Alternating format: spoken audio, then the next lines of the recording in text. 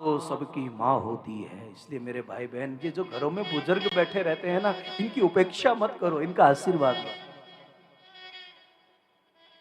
इनकी बहुत जरूरत है, इनके पास जीवन का बहुत अनुभव है। सच में उनकी भावनाओं को आप पहचानोगे ना। कोई भोजन कितना भी कराए, लेकिन जो तृप्ति माँ के हाथ के खाने से आती है ना सच में। जब पता चलता है तो किसी को जाके पूछते हैं कि जिसकी बूढ़ी माँ वृद्धाश्रम में मर जाती है उसको कितने दिन का सूतक लगता है। तब कोई युग साधु कहता है कि जिसकी माँ वृद्धाश्रम में जाके मर जाती है ना, वो जब तक इस दुनिया में रहता है तब तक सूतक में ही रहता है, वो शुद्ध नहीं हो पाता है। क्योंकि माँ की भावनाओं को, कोई भी महापुरुष हुआ है, हमारे शंकराचार्य भगवान ने भी माँ का दाके तर्पण किया था ऐसा। और आज का समाज मरने के बाद जो करता है वो उतना उपयोगी नहीं है मेरे भाई बहन। आजकल जीते जी वृद्धों की हालत क्या हो गई।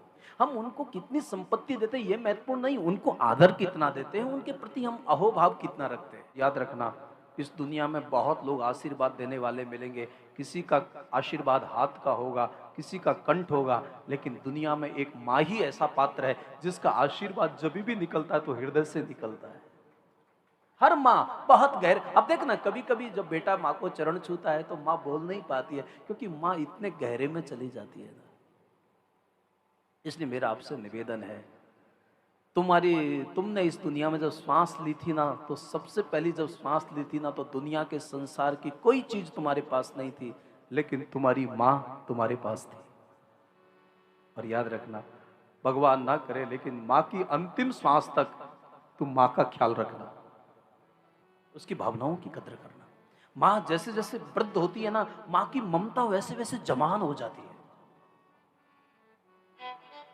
वरना माँ, लेकिन हाँ मुझे पता है कि मैं जा रही हूं, अब मैं ज्यादा जीऊंगी नहीं बेटा, शायद ये बात कहने के लिए, लेकिन माँ की आंखें बोलते बोलते थोड़ी बरसने लगी। और बरसते बरसते उसने कहा कि बेटा बुरा मत मानना, हमने और तेरे पिताजी ने बहुत बहुत अरमानों के साथ तुझको पढ़ाया था। जब तुझे मैं तैयार करती थी ना, तो मेरे मन में इतने भाव उठते थे अंदर से। उन्होंने दिन रात एक किया, न कोई तीर्थ यात्रा कर पाए, न कोई कथा कीर्तन सुन पाए, दिन रात एक मेहनत करके तुम भाइयों को हमने पढ़ा लिखा के एक अच्छा इंसान बनाया। लेकिन हमने कभी नहीं सोचा कि शायद हमारे जीवन में ये दिन आएंगे कि हमारा शेष जीवन हमको वृद्धाश्रम में गुजारना पड़ेगा। बेटा भगवान करे तेरी संतान तेरी सेवा करे, लेकिन मुझे दुनिया पर भरोसा नहीं है। और इसलिए मैं कहना चाहती हूं कि कदाचित ऐसा ना हो कि कहीं कुछ सालों के बाद तुझे यहां आना पड़े।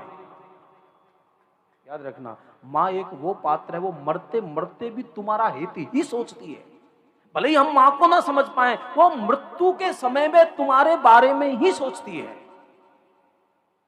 तो सबकी माँ होती है।